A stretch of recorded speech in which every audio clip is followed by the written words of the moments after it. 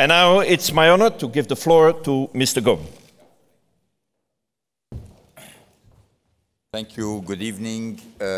Commissioner Bieńkowska, Director General, members of the European Parliament, Excellencies, ambassadors, colleagues, and friends, it's my pleasure to welcome you to the ACEA Annual New Year's Reception for 2015, a year the automobile industry welcomes with cautious optimism. Our first reason for optimism lies in last year's registration figures, which have recently become available. ACEA data show in 2014 new passenger car registrations were up 5.7% from the previous year, reaching 12.6 million vehicles. This is significant because it was the EU first positive annual results since the financial crisis began in 2007, with December marking the 16th consecutive month of growth. But our optimism about this early sign of recovery must be tempered with caution, given the economic uncertainties still facing many countries. Indeed, at ACEA, we expect growth to continue this year, but at a considerably slower pace in the region of 2%. There is a second reason for optimism this year. We clearly have the right political climate for competitiveness. First, within the European Commission, the focus is on jobs, growth, and investment. ACEA welcomes this agenda, which is urgently needed to accelerate the recovery of the Europe economy. The new structure adopted within the Commission should help promote this agenda.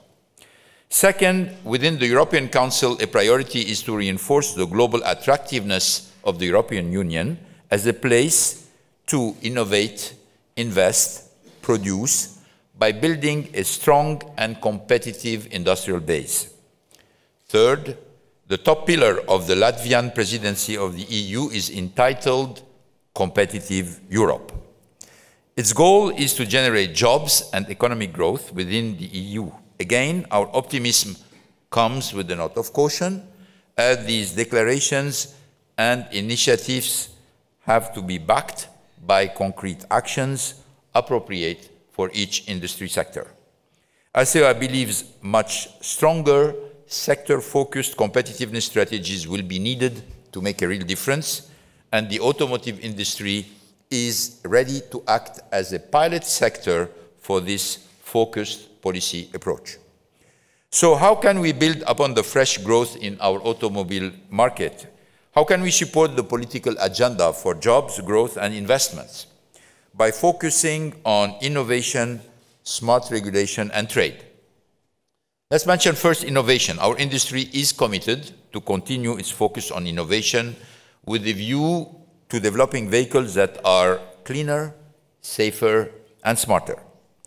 ACEA as member will continue to invest in alternative powertrains, including electric, hybrid, fuel cell, and natural gas powered. This needs to be supported by the expansion of the charging infrastructure, as well as a more consistent EU-wide approach to customer incentives. ACEA's view is similar in the case of automotive connectivity, which has enormous potential to improve safety, comfort, efficiency, and environmental performance. Important infrastructure investments will be essential for this new technology to be utilized most effectively. On smart regulation, our next recommendation is to have a more supportive regulatory framework. With the right regulatory framework, our companies will be able to innovate under more cost-effective conditions. This will further strengthen our technological leadership and standard-setting role globally. An important example is the discussion about a CO2 regulation for passenger cars after 2020. Our industry is committed to contributing its fair share towards lowering greenhouse gas emissions through more fuel-efficient technology and alternative powertrains. However, we need a wider debate on the future regulatory system for CO2. The current system only addresses vehicles, which is just one of many factors driving the emissions in the transport sector. It fails to take into account other important contributors, such as the carbon content of fuels, driver behavior, and particularly the age of the car fleet. Before any new initiative is taken, ACEA recommends a roundtable dialogue between the EU Commission and the industry to develop a comprehensive roadmap for reducing CO2 emissions. ACEA welcomes Commissioner Cañete's initiative to hold such a dialogue this year.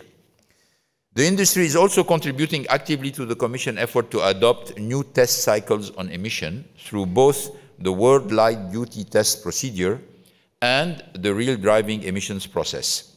It's important to continue making progress in these discussions. We must pay particular attention to appropriate lead times, robust impact assessments, and competitiveness proofing.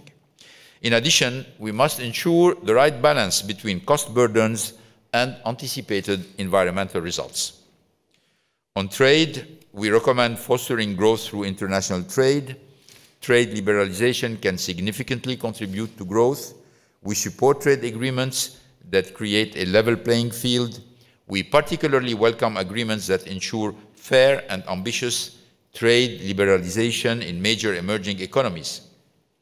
As negotiations for the Transatlantic Trade and Investment Partnership are taking place here in Brussels this week, we want to take this opportunity to reiterate our support for the partnership.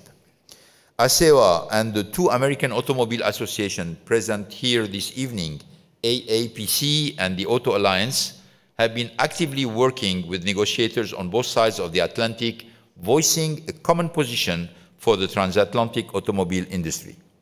Together, we are calling for a comprehensive agreement to eliminate both tariffs and non-tariff barriers through regulatory convergence. This should be done in a spirit of mutual and reciprocal benefit and transparency.